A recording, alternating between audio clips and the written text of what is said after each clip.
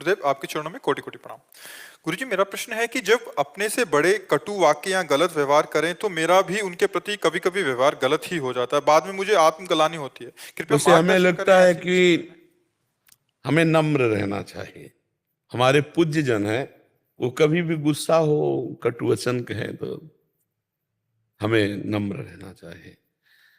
बड़ी पवित्र बुद्धि है जो आप ये प्रश्न कर रही हो, नहीं तो आज का समाज तो ऐसा हो गया, बड़े बूढ़ों को थप्पड़िया रहा है, पीट रहा है, गला काट रहा है। ये मतलब बहुत ही निम्न बुद्धियां होती चली जा रही। अपने पूज्य माता पिता वयोवृद्ध को चप्पलों से मार रहे हैं। अरे खवा पिया के तुम्हें इतना बड़ा किया, माता पिता में भगवान नहीं देखोगे तो कहाँ देखोगे।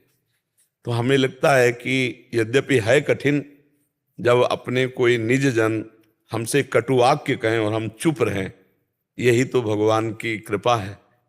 देखो, जब विभीषण जी को रावण ने लात मारा ना, और विभीषण जी ने हाथ जोड़कर कहा, तुम पितु सरिस भले ही मोहि मारा, राम भजे हित नाथ तुम्हारा। तो भगवान शंकर बोल उठे, उमा संत कै यही बड़ाई, मंद करत जो करे भलाई।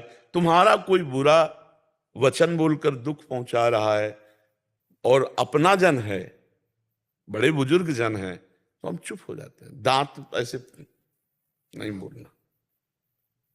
अगर हिम्मत ना हो खड़े रहने की तो वहां से चल दे, पर कटु वचन ना बोले। क्योंकि अगर हमारे द्वारा बड़ों का अपमान हुआ तो हमारी पढ़ाई लिखाई, हमारा सत्संग साधु सेवन सब बेकार चला गया। विद्या क्या सिखाती है? विनम्रता। और आज विद्या उद्दंडता सिखाती है। देखो ना, आधुनिक विद्या पढ़ के बच्चे उद्दंड हो रहे हैं। और विद्या विनयम ददाती, विद्या विनय प्रदान करती है। तो अगर आप सत्संग सुनती हैं, तभी आप यहाँ आई हैं, तो हमें लगता है भगवान की कृपा है आप पर। आप उसे सहन कीजिए। और कभी अगर कटुवचन बोलने की हमारे अंदर वेग आ रहा है तो दांती पीस लें, नहीं बोलना। हम में इतनी ताकत है कि हम जो चाहें कर सकते हैं, पक्का। भगवान ने इतनी सामर्थ्य दी है।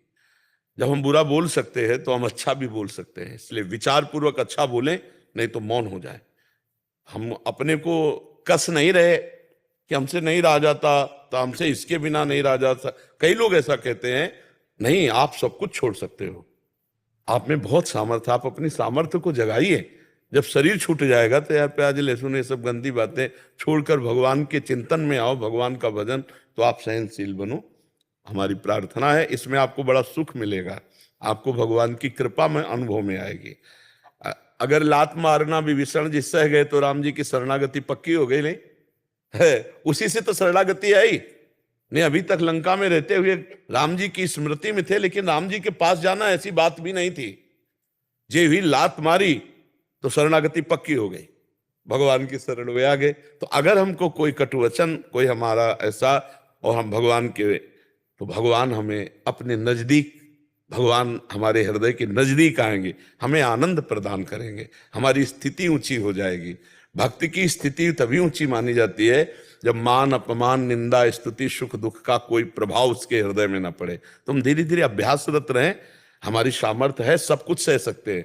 देखो, हम एक सुई ऐसे लगाने में डरते हैं और एक्सीडेंट हो जाता है तो हम सहते हैं ना, पैर टूट जाता है, महीनों सरिया पड़ी रहती है, हम सब सहते हैं, हम सब कुछ सह सकते हैं। वो अगर हम विचारवान हैं तो सब कुछ सह सकते हैं। तो हम गाली क्यों नहीं सह सकते? कोई कटुवचन कह रहा, हम क्यों नहीं सह सकते? सोचो, एक्सीडेंट में पैर टूट गया, किस तरह से, कैसे, क्या क्या सब होता है, वो सहता है ना। हर कष्ट सहने की सामर्थ्य है, हर कष्ट सहने की सामर्थ्य है, हर बात सहने की सामर्थ्य है। बस हम वो सामर्थ्य जागृत कर लें। अभी हम उस सामर्थ्य से ही ना, सामर्थ्य देखो, एक आदमी जब ये सोच लेता कि मैं मरा, अब उसके अंदर भय नहीं रहता, वो कुछ भी कर ले। जैसे जो नकारात्मक सोच वाले लोग हैं, इनको इतना पुष्ट किया जाता है कि वो मृत्यु का वर्ण करने में भी अब घबराते नहीं। तो देखो, दिमाग में, सोच में, विचार में वो पक्के हो गए। तो नकारात्मक सोच, दूसरों को दुख देने के लिए वो इतना बड़ा कदम उठा लिया कि अपने शरीर को चिथड़ा कर लिया। अगर हम सकारात्मक सोच में उतरे दूसरों को सुख पहुंचाने के लिए, और कहीं मेरी मृत्यु हो जाए तो उसे भगवत प्राप्ति होगी।